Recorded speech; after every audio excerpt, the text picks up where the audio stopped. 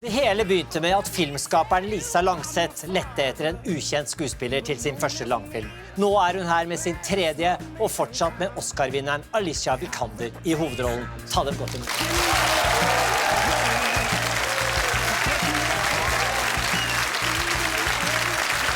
Velkommen.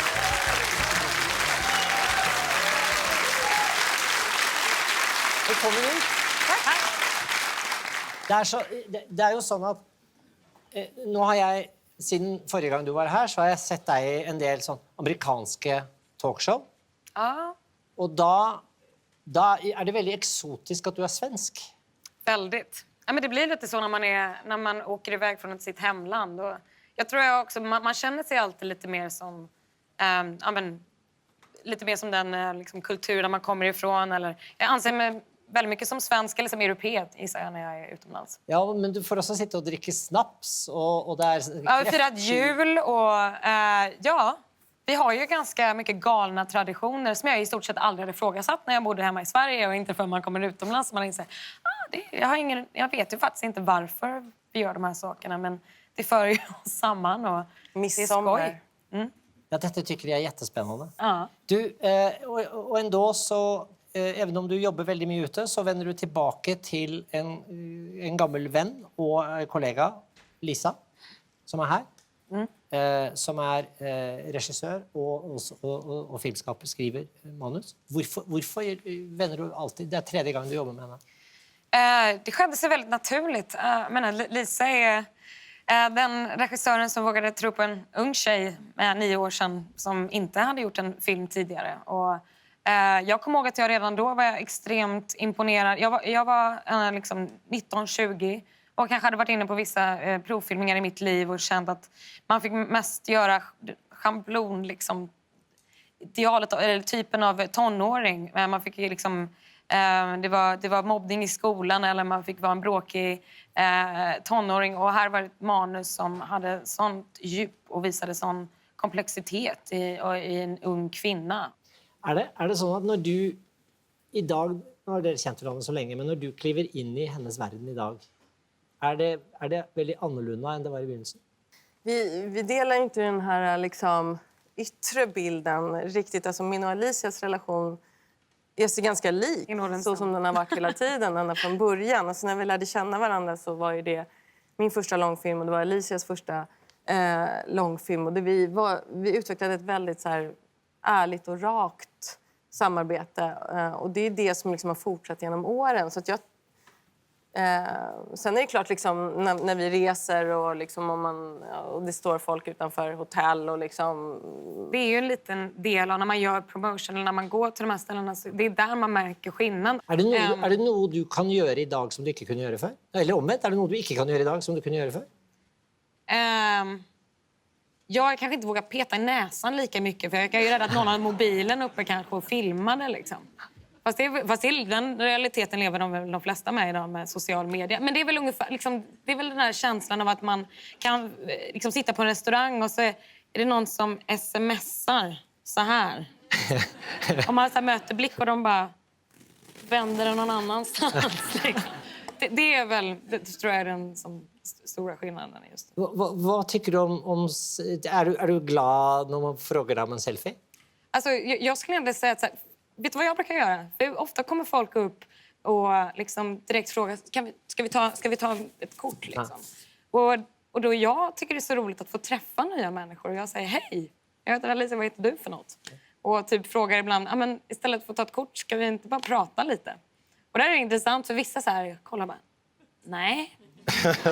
Nej, det vill jag inte. Ja. Kan du ibland känna att du inte vill ha det i livet? Jag känner väldigt ofta att jag inte vill ha det i livet. Alltså, jag tror att det är väldigt stor skillnad på att vara skådespelare, vara manusfattare och regissör. Alltså, det är ju 2 helt olika jobb. Och jag och Alicia lever ju olika liv. Jag lever ju i Stockholm med småbarn och skriver när jag inte regisserar. Och Alicia åker runt i världen. Men det tror jag också är en del av anledningen till att vi återkommer till varandra. Att vi liksom har behållit det här kreativa rummet och att det är där vi möts igen och igen. Dere har jo spilt in en film ihop nå som foregår på ett slott. Det er spilt inn på et slott i Tyskland. Og det er et fantastisk sted. Var det sånn, dere hyrte det her slottet og kunne bare få holde på som dere ville, eller hur funker sånn? Ja, alltså det är ju ett slott som ligger då i Bayern som är omgiven av en helt fantastisk park. Och så är det en baron som bor där som har den här parken. Och han tar hand om den här parken på det mest fantastiska sätt. Han tar hand om det som om det liksom var hans eget kött och blod verkligen. Att varenda liten blomma, liksom, varenda träd är hans barn. Vi hade lite så här, han var väldigt, väldigt givmild och väldigt generös, men han var väldigt, väldigt varsam med sin natur. Så vi fick gå väldigt försiktigt fram där. Jag vet en gång att vi ville flytta någon gren eftersom den här naturen är väldigt vild. Så vi sa, ja, men får vi vinkla den här grenen lite till höger? Och då dök han upp där på sätt och var så här: You don't touch my trees. Så han hade ju relation med alla växter i den trädgården. Och det han egentligen ville, tror jag, mest med att ha oss där, det var att han ville visa oss sin trädgård. Att han liksom han ville gärna liksom efter inspelningen att få visa den här blomman som blommade just. Och det var fantastiskt. Han hade en karta, det tog ungefär 1,5 timme att gå igenom den här. Vi skal få se litt av det nå, fordi at det er en kort scene fra filmen som jo handler om 2 søstre. Den ene søsteren er dødssyk, og hun har bestemt seg for å avslutte livet kontrollert. Men vi får se en scene fra disse dagene hvor man venter på at hun skal da ta denne medisinen. Se på dette. Coffee? Yes, please.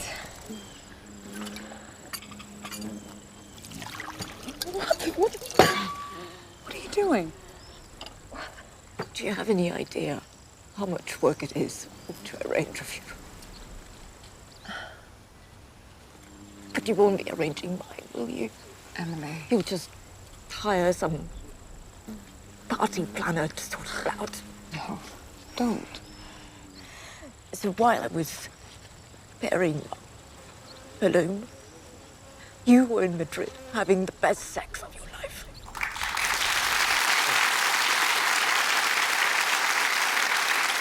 Kommer du ihåg hva ditt første møte med døden var? Du første gang... Ja, när vi pratade om film faktiskt. Min första bioupplevelse var min barnvakt som tog mig och såg Lejonkungen. Och det var nog mitt första... Liksom, det var också både så här starkt, just en första filmupplevelse när jag tror som barn att jag förstod att det kunde ta mig så... Att jag blev så tagen emotionellt av någonting som jag fick se uppe på den vita duken. Och också då självklart för alla som har sett. Jag ska inte berätta vad som sker, men jag var ju helt chockad. Det var nog första gången jag hade liksom... Att det också ledde till samtal efteråt. Just om döden när jag var ett litet barn. Dere har jo gjort en film ihop som du har skrevet og regissert, og du har produsert den. Og det er den første filmen i ditt eget bolag. Hvorfor eget bolag? Det är ju inte alla skuespelare som gör det. Nej, det kom så naturligt att jag ville vara med i en längre process och göra filmer och kunna vara med i början och liksom post-production. Och sen också, jag har funnit mig i en situation när Lisa presenterade sin idé. Jag hade ju inte i stort sett fått jobba med mycket kvinnor överhuvudtaget i min bransch och tyckte det var fantastiskt. Och med Lisas manus att det var 3 stycken liksom, komplext och utvecklade liksom, kvinnliga roller som faktiskt fick vara i samma scen tillsammans. Det tyckte jag var fantastiskt. Ja. Så två som ju verkligen har strålkastarljuset på sig är William och Kate. Ja. Och den här veckan så var du i en middag med dem. Mm. Fick du en brief för du kom i den middagen? En brief? Ja, Nej. fick du veta hur du skulle tilltala dem? Ja, alltså, jag väntade faktiskt. William och Kate är ju också från brittiska kungahuset. Det är ju jag har ju sett The Crown. Ja.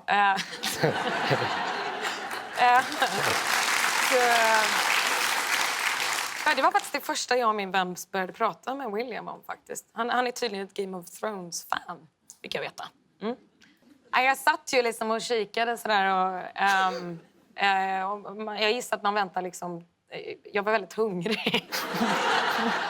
Så jag tänkte, för normalt sett är man över 10 personer tror jag så har man ju tillåtelse att börja vid ett bord. Men det var ingen annan som började så jag höll tillbaka. Jag visste liksom inte ens, men jag tog faktiskt inte ens en klunk vatten. Men jag tänkte, nej, jag bara väntar nu in på alla andra. Tack Alicia och tack Lisa. Tack. Hope you enjoyed the clip. For more interesting conversations, please hit subscribe.